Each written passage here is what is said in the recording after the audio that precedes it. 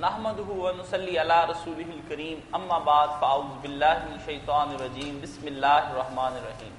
حاضرین و سامعین اکرام، السلام علیکم ورحمۃ اللہ وبرکاتہ۔ پروگرام الدین الخالص کے ساتھ ہم حاضر خدمت ہیں اور معروف دینی اسکالر مفتی محمد اسحاق صاحب ہمارے ساتھ تشریف فرما ہیں۔ مولانا، ہمیں جو سوال موصول ہوئے ہیں ان میں سے ایک یہ ہے، ایک صاحب پوچھتے ہیں کہ اگر کوئی شخص کسی پیر کی بیعت کرے اور بعد میں اس پیر صاحب اکثر باتیں دیکھ کر اس پیر صاحب نے اس بیعت کو رد کر دے تو اس کے بارے میں آپ کیا کہیں گے؟ سنا ہے کہ جو مرشد کو ناراض کرتا ہے وہ دنیا بھی برباد کرتا ہے، آخرت میں اللہ بھی اس سے راضی نہ ہوگا۔ وضاحت کر دیں، کیونکہ میں نے کافی غلط باتیں ایک صاحب میں دیکھی، پھر ان کے پاس جانا چھوڑ دیا اور اس کام سے توبہ بھی کر لی، لیکن مجھے ان کے بڑوں نے یہ کہا ہے کہ یہ گہری اور پہنچی ہوئی باتیں ہیں، آپ ان کو نہیں سمجھ سکتے، برائے کرم اس معاملے میں میری رہنمائی فرمائیں۔ اللہ تعالیٰ نے آپ کو بالکل صحیح توفیق دی۔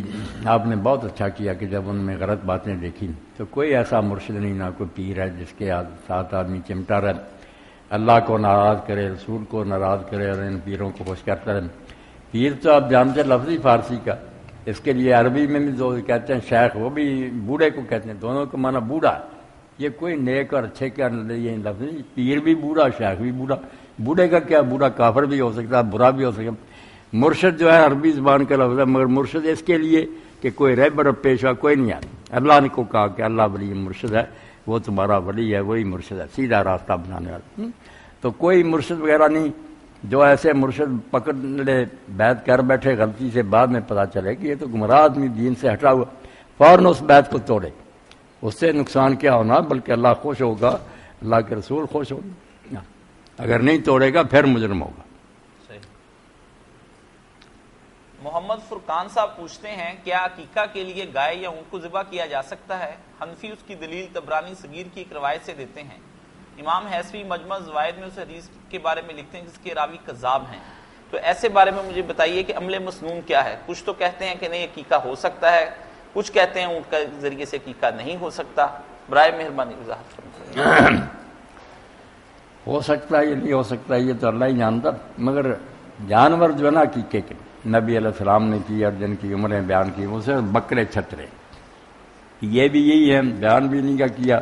یہ گائے یا اونٹ وغیرہ نہیں آپ نے کوئی بیان فرمائے، وہ واقعی حدیث جھوٹی ہے۔ انہوں نے بھی لکھا ہے، ابن حجر بھی فتح الباری میں لکھتے ہیں کہ کوئی نہیں صحیح حدیث۔ اس لیے اونٹ اور جو گائے میں پھنس جاتے ہیں، وہ پھر کچھ تو کہتے ہیں کہ دو ہی کرے، جیسے بکرے سے 2 ہی گائے 2 ہی اونٹ ایک بچے کی کرے، کچھ کہتے ہیں نہیں قربانی کی طرح ایک میں 7 حصے، یہ سارا اپنی طرف سے ہی نہ بنایا ہو کے ساتھ، کیوں اس مصیبت میں پڑتے؟ 2 گروہ ہو گئے، کوئی کہتے ہیں پھر 2 جانیں دینی پڑیں گی اگر یہ کرنے، 2 گائے 2 اونٹ، کچھ کہتے ہیں نہیں قربانی کی طرح حصے لگا رہے، کئی بچوں کے لوگ اکٹھے بھی کر لیتے ہیں، بچے ہوتے رہتے ہیں، بعد میں جا کر پھر کوئی اونٹ یا گائے دے سب کا ہو گیا، یہ بھی غلط۔ 7ویں دن عقیقہ، جیسے آج ہم نے جمعہ پڑھا نا، ہفتے اتوار کو پڑھے نہیں، جمعہ نہیں، 7ویں دن کے علاوہ کوئی عقیقہ نہیں، سب بناوٹی باتیں۔ وہاں بھی جو ہے نا کہ 7ویں دن نہیں تو 21، 14ویں یا 21، وہ بھی سب کمزور بات۔ 7واں اس دن ہی نام رکھے، سر کے بال مونڈے اور جانور کو باندھے۔ حسن محفوظ صاحب سعودی عرب سے پوچھتے ہیں، مولانا صاحب اس آیت کی تفسیر کر دیں، الم تری الی الذی حاج ابراہیم فی ربہ ان آتاہ اللہ الملک، اس کے بارے میں کہتے ہیں وضاحت ذرا فرما دیں کہ ابراہیم علیہ السلام کو کون سا ملک عطا کیا گیا تھا؟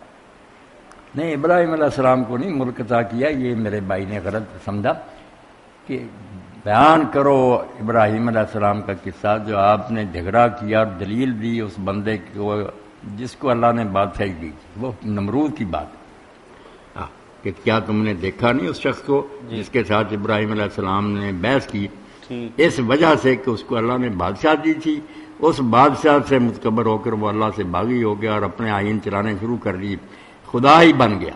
اور ابراہیم علیہ السلام سے کہا کون ہے رب اور میرے سوا؟ انہوں نے کہا میرا وہ جو زندہ کرتا مارتا، تو اس نے بھی 2 قیدیوں میں سے ایک کو چھوڑ دیا اور ایک کو قتل کر دیا، کہا دیکھو میرے بھی اختیار ہے، میں نے ایک کو زندہ رکھنے دیا، ایک کو بالکل حق درنی پر آ گیا، بے ایمان ہو گیا، حالانکہ زندہ کرنے مارنے کا یہ معنی تھوڑا۔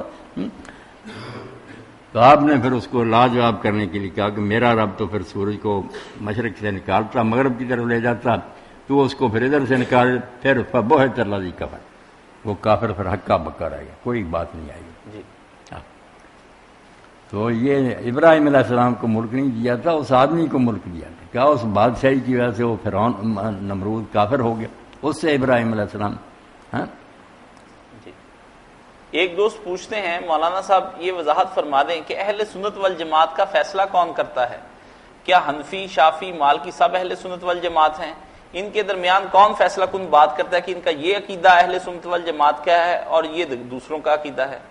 فیصلہ کن شخصیات کون سی ہیں اور ان میں کون کون شامل ہے؟ نہیں، اہل سنت ایک بڑا خاندان ہے، اس سے آگے جیسے چھوٹی چھوٹی ہوتی ہیں نا شاخیں، اس طرح ہی ہیں یہ سارے جتنے نا حنفی، مالکی، شافعی، اہل حدیث وغیرہ، یہ سب اہل سنت جی جو مانتے ہیں نا کہ اللہ کی کتاب حجت ہے، اللہ کے رسول کی جو ہے سنت وہ حجت ہے، اور اس کے بعد صحابہ کرام اور نیک لوگوں کے فیصلوں کو بھی مانتے ہیں، یہ اہل سنت والجماعت، یہ سب کے سب اہل سنت، اس سے باہر نہیں نکلتے۔ تو ان کی رائے میں جو زیادہ اکثریت دیکھی جاتی ہے عمومی طور پر کہ کون اس رائے پر اکثر لوگ کون سے جمع ہیں؟ آپ بعض لوگ تو یہی دیکھتے ہیں کہ زیادہ جس طرف ہو رہے کہتے ہیں جمہوری اصول کے یہ جمہور اس طرف ہے، اسواد اور میں سر، مگر یہ کوئی بات نہیں، زیادہ لوگ جو ہے نا غلط بات بھی کہہ سکتے ہیں، ایک نے کہیں دوسرے پیچھے چلتے گئے، قوت دلیل دیکھنی چاہیے، کس آدمی کی دلیل زیادہ قوی، بے شک وہ ایک ہی وہ سب پر غالب صحیح ہیں، یہ سارے اہل سنت سے خارج نہیں ہے۔ ماشاء اللہ۔ کہ مولانا خوارج کو بھی اہل سنت میں شمار کر لیں گے یا الگ سے انہیں؟ نہیں، خوارج الگ ہے، خوارج اور یہ شیعہ حضرات جو ہے نا یہ الگ ہے، یہ اہل سنت اور جماعت نہیں، اس لحاظ سے کہ سنت کو اور جماعت کو وہ بھی اپنے آپ کو کہہ دیتے ہیں، مگر جو اصطلاح ہے نا یہ لفظ بولا جاتا یہ ان پر نہیں بولا جاتا۔ صحیح۔ ایک ساتھی پوچھتے ہیں یہ بتائیے کیا خون پاک ہے یا ناپاک؟ خون حرام ہے، آگے کیا کروں، ناپاک نہیں، اب یہ بھی مسئلہ بن جائے گا، کپڑے کو لگا، بدن کو لگا، دھو لے تو بہت اچھی بات، ناپاک نہیں، حرام ہے، کھا نہیں سکتی۔ اس کی دلیل حضرت ابن مسعود رضی اللہ عنہ کا عمل ہے، انہوں نے جانور ذبح کیا، اس کو صاف کیا، اب صرف خون ہی نہیں اور بھی علائشیں لگی ہوئی تھیں، اسی طرح نماز پڑھی، کوئی نہیں بات، تو تنگ نہیں کرنا چاہیے، ناپاک نہ کہیں، حرام ہے۔ بلکہ جو محدثین اور نیک لوگ وہ تو کہتے ہیں خمر جو شراب اس کے بھی ناپاک ہونے کی دلیل ہے، کہاں آیا کہ یہ ناپاک؟ اگر کپڑے کو لگی ہوئی یا کوئی ڈاکٹر وغیرہ کرتے ہیں آپریشن لگتی ہے تو حرام ہے، پی نہیں سکتے، ورنہ عرقی ہے۔ تو باتیں ٹھوس ہیں، پکی ہیں، پھر یہ نئی ہوتی نا ظاہر اور نجس اور کیٹیگری ہے کہ یہ ناپاک ہے، یہ پاک، اس سے کپڑا دھونا پڑتا، بدن ایک ہوتا کہ حرام حلال، کھا نہیں سکتے اس کو۔ مولانا اس صورت میں تو الکوہل والا پرفیوم بھی ہم استعمال کر سکتے ہیں؟ سب ٹھیک ہے، جو بدن کو لگایا جاتا ہے جمعے کی نماز پڑھنے کے لیے آتے ہیں، خلق خدا کو تنگ نہ کرے، نجس نہ کہتا رہے، حرام کہنا تو ٹھیک۔ صحیح۔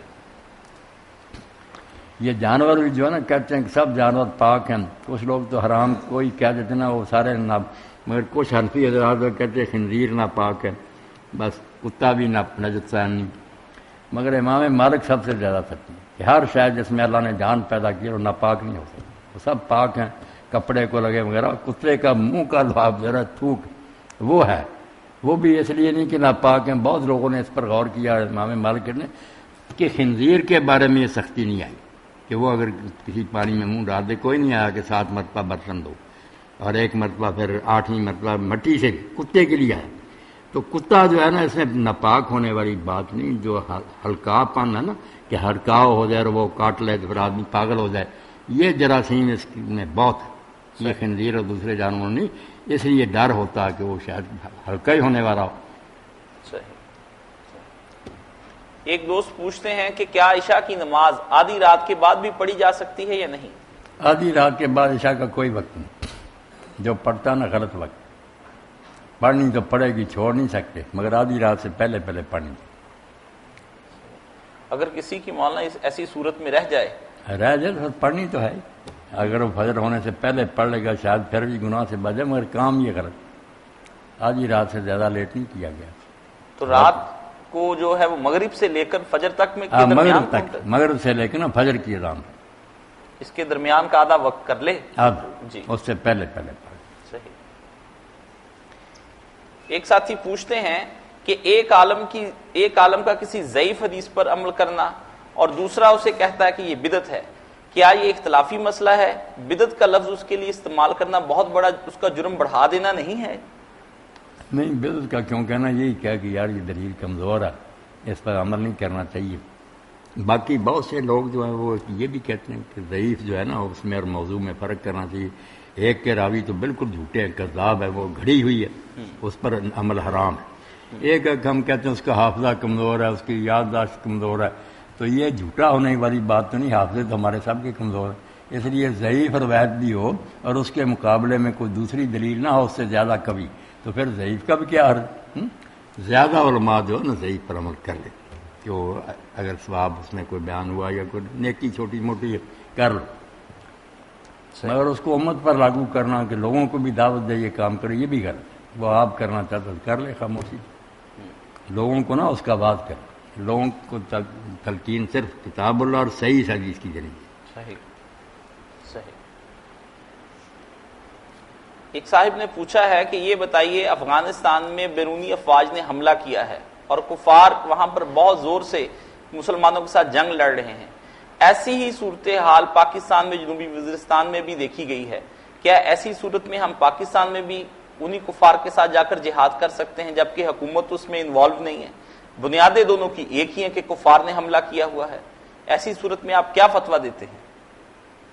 فتویٰ اس بارے میں کیا دوں گا، اس طرح اگر انتشار ہو جانا کہ لوگ اپنے طور پر اٹھ کر ہر جگہ جہاد شروع ہو جائیں تو فساد پھر عرضی ہوگا، زمین میں فساد پھیل جائے گا اور کیا ہوگا، بہت خرابی مچے گی۔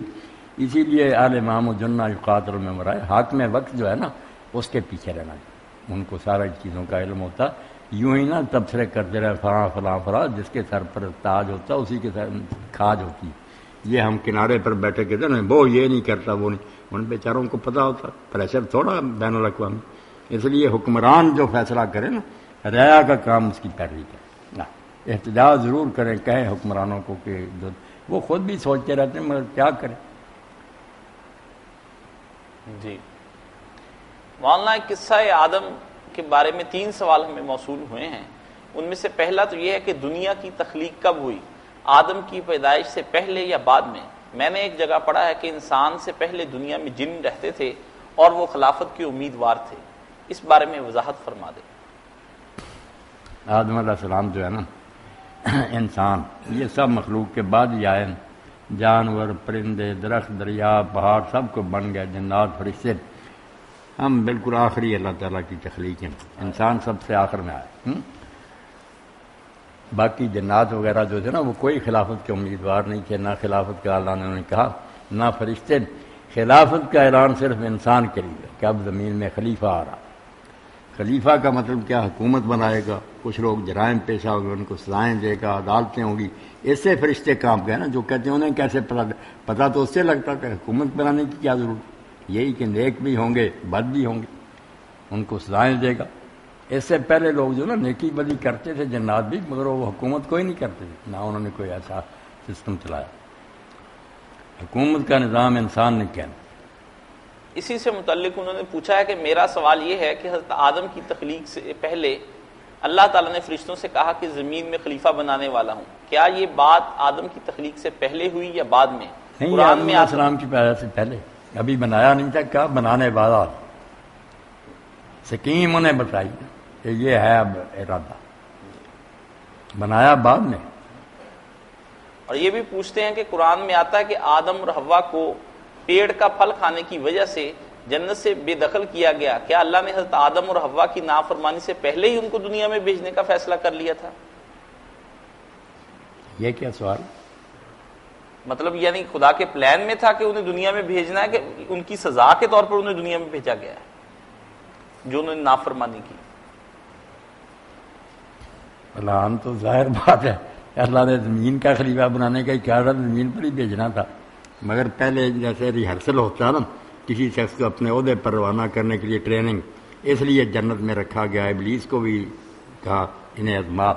تو جو کچھ اس دنیا میں ہونا تھا نا کہ آدمی کو شیطان ورگلائے گا، وہ سارا کوئی وہاں گزر گیا، پھسل گیا، پھر توبہ کر لی، سب کچھ سیکھ کے آئے کہ اگر غلطی ہو جائے تو اس کا علاج توبہ۔ ندیم صاحب پوچھتے ہیں مولانا صاحب یہ فرما دیں یہ میوزک حرام ہے یا حلال، جبکہ شادی کے موقع پر اور ملی ترانے بھی اس میں شامل ہوتے ہیں جس میں ہم اپنے جذبہ قومیت کو ابھارتے ہیں، یا جذبہ جہاد کے وقت میں ان کو ترانے سنائے جاتے ہیں جس سے بندے کے اندر جوش اور جنون بھی پیدا ہوتا ہے، ایسی صورت میں کیا سب یہ میوزک کے ساتھ حرام ہیں یا حلال ہیں؟ یہ میوزک سے ترانے سن کر جو جہاد کرتے ہیں نا، جنگیں، اسی طرح پھر شکست کا شکار ہوتے ہیں، کچھ نہیں انہیں پتہ ہوتی۔ اسلامی لشکروں کے ساتھ قاری ہوتے تھے، ہر دستے کے ساتھ ایک حافظ قرآن قاری ہوتا، جب صفیں بند تھی وہ قرآن پڑھتا، جہاد کے بارے میں، جنت کے وعدے، لوگ پھر تو ان میں جوش پیدا ہوتا، وہ جانے دیتے اللہ کے لیے۔ جو عورتوں کے نغمے سنیں گے، قوالیاں سنیں گے، موسیقی، کیا انہیں جہاد کرنا، کچھ نہیں۔ ایک دوست پوچھتے ہیں مولانا صاحب میں آج کل ایک بہت دین میں نا بس سوئی کے ناکے کے برابر نا، بچیاں چھوٹی چھوٹی اگر چھوٹی ڈھولکی بجا رہے نا شادی اور عید کے موقع، بس اس کے علاوہ کوئی نہیں، اس سوراخ میں سے ہاتھی نہیں گزارے جاتے، بالکل غلط کیا۔ وہ بھی قصہ جو مشہور ہے کہ اللہ کے رسول مدینہ آ رہے تھے تو بچیوں نے دفیں بجائی اور گیت پڑھے چار البدر، وہ بھی کوئی ثابت نہیں۔ بس یہی ٹھیک ہے، عید اور جو شادی کا دن، اس میں چھوٹی چھوٹی بچیاں اگر بجا لیں چھوٹی ڈھول کی۔ جی ایک ساتھی پوچھتے ہیں مولانا صاحب میں ایک بہت برے مرض میں مبتلا ہوں، حسد کا شکار ہو چکا ہوں، میں ہر اپنے دوسرے ساتھی سے جو زیادہ سے زیادہ کماتا ہے یا بہت زیادہ عہدے حاصل کرتا چلا جاتا ہے مجھے اس کے ساتھ حسد پیدا ہو جاتا ہے۔ میں نے اپنے آپ پہ غور کیا تو مجھے اپنی یہ اخلاقی برائی نظر آئی، میں اس پر قابو نہیں پا سکتا، کیا قرآن و سنت میں اس کا کوئی علاج ہے کہ میں اس مرض سے نجات پالوں؟ اس مرض کا علاج تو آپ کے اپنے اندر ہی ہے نا، کہ آپ سمجھ لیں کہ حسد سے کوئی بنتا ہے، آپ آگ میں جلتے رہتے ہیں دوسروں کو دیکھ کر، دوسروں کو کوئی بگاڑ بھی نہیں سکتے۔ اس کی بجائے اگر آپ راضی ہو جائیں کہ دینے والا اللہ، اللہ نے اگر انہیں دیا ہے تو میں اس سے ہی مانگوں، آپ کو بھی دے گا، اگر نہ بھی دے تو جلنا نہیں۔ حسد جو ہے نا، اس کے بارے میں آپ یقین جانیں یہ کفر ہے، یہ چھوٹا گناہ نہیں، یہ کافر ہونے والی بات ہے کہ خدا کی تقسیم پر ناراض ہوتا ہے کہ اللہ بیوقوف ہے، میں کہ اس کو دے رہا مجھے نہیں دے رہا، اس کی تہ میں جائیں تو یہ ڈائریکٹ خدا پر اعتراض، بالکل کافر ہونے والی بات ہے۔ نبی کریم صلی اللہ علیہ وسلم نے اس بارے میں تین جڑیں ہیں کفر کی، تینوں ہی قصہ آدم میں آپ دیکھ لیں، وہاں سے یہ گناہ شروع ہوا۔ پہلا گناہ کیا ہے؟ تکبر، کہ ابلیس کو حکم ہوا، اس نے کہا بتایا میں آگ سے پیدا ہوں، یہ مٹی میں کیوں سجدہ کروں، بڑا بنا۔ تو جو بڑا بنے نا اپنی حیثیت سے کہ اپنے آپ کو بہت کچھ سمجھے، تکبر ایک تو یہ جرم۔ آدم علیہ السلام کی غلطی حرص، لالچ، کہ جو دیا تھا راضی نہ رہے، نہیں یہ درخت بھی کا ہمیشہ کے لیے زندہ ہو جائے گا، بادشاہی ملے، لالچ۔ اور تیسرا آدم علیہ السلام کے بیٹے نے کیا کہ دوسرے کی قربانی قبول ہوئی، اس کی بدنیتی سے نہ قبول، حسد سے اس کو قتل کری۔ یہ سمجھ لیں جو اصول الکفر ہے نا، ساری کرپشن کی جڑیں تین، استکبار، حرص اور یہ حسد، ان تینوں سے اللہ کی پناہ مانگنی۔ نبی کریم صلی اللہ علیہ وسلم نے کوئی یہاں دعائیں جو سکھائی ہیں؟ پنجابی زبان میں امیر حمدہ کی داستان لکھی نا، مولوی غلام رسول عالم پوری رحمۃ اللہ، اس کا ایک شعر آپ سب کو اپنے دل پر لکھ لینا چاہیے۔ ونڈی ونڈ حکیم دی جے نہ ہی منظور، اتوں فرش زمین دے ظالم ہو جا دور، دفع ہو جا خود کشی کرے۔ تو خدا کی تقسیم پر اعتراض کرے، اتنا دانات تقسیم کر رہا تو اس کو غلط کہتا۔ ونڈی ونڈ حکیم دی جے نہ ہی منظور، اتوں فرش زمین دے ظالم ہو جا دور۔ آپ چاہتے ہیں تو اللہ سے دعا کریں کہ اللہ مجھے بھی دے، اس سے کیوں جلتے ہیں؟ تو مولانا بیماری بہت بڑی ہے۔ شادی رحمۃ اللہ علیہ فرماتے ہیں حاسد کا کیا، میں نہیں کسی کو دکھ دے رہا، مگر حاسد کا کیا کہ وہ خود ہی اپنی آگ میں جلتا رہتا، کوئی اسے کوئی نہیں کہتا، جل رہا سڑ رہا۔ توبہ، اللہ پناہ دے۔ مسنون ندیہ جو ہیں ان میں ان کا دعا پناہ مانگنے کا یہ حسد ایسے سے ذکر- پناہ مانگنا، ٹھیک۔ بالکل حسد جو ہے نا اللہ تعالیٰ سے پناہ مانگے، اس سے دل کو پاک رکھے۔ کچھ لوگ امام مہدی اور حدیثہ کے ظہور کے بارے میں کہتے ہیں کہ قرآن و حدیث سے ثابت نہیں۔ علامہ اقبال نے علامہ مہدی کو بھی اس پر کتاب لکھنے کے لیے کہا، آپ اس کے بارے میں کیا رائے رکھتے ہیں؟ امام مہدی کے بارے میں جو ہے نا معاملہ، وہ تو اتنا پکا نہیں، روایتیں اس بارے میں بہت ہیں مگر وہ اس درجے کی نہیں۔ دیکھیں قرآن مجید میں کوئی ذکر نہیں، حدیث رسول کے بھی جو اعلیٰ درجے کے ہیں نا مجموعے صحیح بخاری مسلم خالی ہیں، نیچے والوں نے یہ باتیں لکھی ہیں، اوروں کے بھی راوی زیادہ کمزور ہیں، مگر ہیں چونکہ بہت ساری، اس لیے امت مانتی ہے کوئی دور آئے گا کہ ایک آدمی ایسا نصیب ہوگا امت کو لیڈر، جس کے ذریعے امت کو پھر عروج ہوگا، اسلام پھیلے گا۔ تو مہدی کا معاملہ کچھ ایسا ہی ہے، کچھ منکر بھی ہے، مشکوک ہے۔ عیسیٰ علیہ السلام کے بارے میں بہت متواتر ہے، بہت حضور نے فرمایا 26 کے قریب تو صحابی راوی آگے انگنت ہیں کہ وہ دوبارہ آئیں۔ صحیح۔ ایک ساتھی پوچھتے ہیں کہ جبریل امین نے حدیث جبریل میں قیامت کی نشانیوں کے بارے میں اونچی عمارتوں اور لونڈی کے مالکن بننے کا ذکر ہے، آپ اس کے بارے میں کیا فرماتے ہیں؟ نیز لونڈی کے مالکن بننے کا کیا مطلب ہے؟ آج جب جبریل علیہ السلام نے پوچھا کہ انسانی شکل میں تھے نا، تو نبی علیہ السلام تو پہچان ہی نہ سکے، بعد میں آپ کو پتہ چلا، تو انہوں نے پوچھا قیامت کب ہے؟ تو آپ نے کہا کہ جو پوچھنے والا ہے نا اور جس سے پوچھا دونوں اس بارے میں برابر ہے، نہ تجھے پتہ ہے نہ میں جانتا ہوں، یہ اللہ ہی صرف جانتا ہے۔ آیت پڑھی سورہ لقمان کی کہ 5 چیزیں اللہ کے سوا کوئی نہیں جانتا۔ پھر انہوں نے کہا کچھ نشانیاں بتا دیں، تو نشانیوں میں یہ بات کہی کہ اونچی اونچی عمارتوں میں بکریاں چلانے والے ننگے پاؤں والے، یعنی کمینے اور حقیر لوگ جو ہے نا وہ متمکن ہو جائیں گے۔ اب ہم نے دیکھا کہ جو لوگ کچھ نہیں حیثیت ہوتی جی، انقلاب کے بعد پاکستان کے باہر ان کا دعوت لگ گیا، کہیں نے بڑی بڑی دکانیں سنوارنے کو کوٹھی، تو یہ کہا کہ وہ چرواہے ننگے پاؤں والے کوٹھیاں ہو جائیں۔ ہر ایک جو کہا کہ مالکہ جنیں گی اپنی، کہ ماں جو ہے اپنی مالکہ جنیں گی، کہ بچیاں بے ادب ہوں گی، ماں پر حکومت کریں گے، اس کی ماننے کی بجائے ماں کو اپنے تابع رکھنے کی کوشش کریں، گستاخ بے ادب، کہ ماں جو ہے نا اپنی بیٹی نہیں جنے گی، اپنی مالکہ جنے گی، گھر میں اس کی آقا پیدا ہو۔ موجودہ صورتحال جو مولانا صاحب یہی آج کل گھروں میں چل رہی ہے کہ بچیاں بہت خود سر اور سرکش ہو گئی ہیں، وہ اپنے والدین کی بھی نہیں سنتی، بھائیوں کی بھی نہیں سنتی، دوسرے گھروں میں جا کر بھی یہ قیامت بن جاتی ہیں، کچھ نہیں، یہاں انہیں بری عادت پڑ جاتی ہے، پھر دوسرے گھر میں جا کر بھی ایسا ہی کرنا چاہتی ہیں، پھر طلاق ہوتی ہے، جوتے کھاتی ہیں۔ صحیح، اللہ اکبر، اللہ بچائے۔ ایک ساتھی پوچھتے ہیں کہ طالبان اپنی لڑائی کو خطہ خراسان سے ملاتے ہیں، جھیل، دبریا، غرقد کے درخت اور لد کے مقام کو بہت سے لوگ استعمال کرتے ہیں اور مسلمانوں کو یہ باور کرا رہے ہیں کہ قیامت قریب ہے اور ایک بار حق نے واضح ہونا ہے، اس لیے اسرائیل کے خلاف تیار ہو جاؤ۔ کیا یہ روایات اور ان کا استعمال ٹھیک ہے؟ روایات تو ٹھیک ہیں، سب کچھ ہوگا، مگر جو پہلے ہی شروع کر دیتے ہیں کہ ہم وہ گروہ ہیں، یہ باتیں غلط، اپنے اوپر منطبق نہیں کرنا چاہیے، وہ وقت اللہ ہی جانتا کب آئے۔ جی مولانا صاحب، لد کے مقام پر دجال قتل ہوگا، غرقد کا درخت ہے مدینہ میں، یہودی اس کے پیچھے چھپیں گے، وہ بول اٹھے گا کہ مسلمان یہ میرے پیچھے چھپا ہوا، وہ باتیں عجیب و غریب ہیں، اللہ ہی جانتا قیامت سے پہلے کیا ہوگا، جلدی نہیں کرنی چاہیے، ان کو اسی طرح رہنے دیں، اپنے وقت پر پوری ہو جائیں گی۔ مولانا اسی کے ساتھ وہ سیاہ جھنڈوں والی بھی احادیث بیان کی جاتی ہیں کہ خراسان سے سیاہ جھنڈے نکلیں گے۔ جب بس سیاہ جھنڈے پھر پہلے بھی نکل چکے خراسان سے، ابو مسلم خراسانی لایا، عباسیوں کا حامی تھا، امیوں کا تختہ الٹا، وہ اس وقت کہتے تھے کہ یہ سیاہ جھنڈے یار، یہ سب غلط استعمال ہے، کچھ فائدہ نہیں ہے۔ جی اسی کے ساتھ ہم آج کا پروگرام ختم کرتے ہیں۔ خیر کرے اللہ، الحمدللہ رب العالمین، سب اہل اسلام کو اللہ خیریت سے رکھے، اسلام کو غالب کرے، اس کے دشمنوں کو ذلیل و رسوا کرے۔ الحمدللہ رب العالمین، والصلاة والسلام علی رسولہ الکریم سیدنا محمد وآلہ وصحبہ اجمعین۔ اللہم انصر الاسلام والمسلمین واخذل الکفرۃ والمشرکین، ربنا اغفر لنا ذنوبنا واسرافنا فی امرنا وثبت اقدامنا وانصرنا علی القوم الکافرین، وصلی اللہ تعالی علی خیر خلقہ محمد وآلہ وصحبہ اجمعین، آمین یا رب۔